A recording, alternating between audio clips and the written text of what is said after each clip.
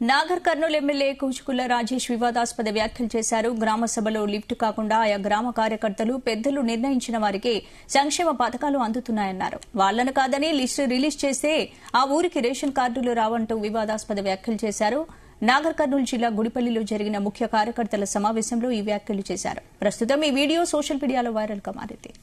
గ్రామ సభలలో ఏం చెప్తారు?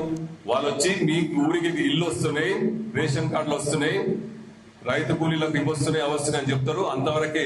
కానీ మీరు గట్టిగా ఉండి ఏదైతే లిస్టు వాళ్ళ నుంచి వచ్చిందో అది అనౌన్స్ చేయించకండి.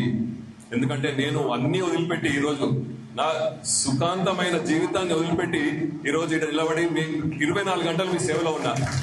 రేపు పొద్దున రేషన్ కార్డులైనా సరే, ఇండ్లైనా సరే, ఆ గ్రామ కార్యకర్తలు ఆ గ్రామ పెద్దలు కలిసి కూర్చొని డిసైడ్ చేసిన వాళ్ళకే లిస్ట్ ఇప్పిస్తాం. లేకపోతే ఒక్కరు కూడా రేషన్ కార్డు రాదు, ఒక్కరు కూడా రేషన్ కార్డు రాదు, ఒక్కరు కూడా ఇండ్లు రావు. మనం చెప్పే వరకు నేను చెప్పిన కలెక్టర్ గారు కూడా ఆదేశాలు ఇవ్వడం జరిగింది. మన మంత్రి ఇన్ఛార్జ్ మంత్రి దామోదర్ రాజనరసింహ గారు చెప్పిండ్రు, ఎమ్మెల్యే దగ్గరకు పోతుంది లిస్టు, ఎమ్మెల్యే వాళ్ళ టిక్కు పెట్టిన తర్వాతనే ఆ ఒక లిస్టు రిలీజ్ అవుతుందని చెప్పడం జరిగింది.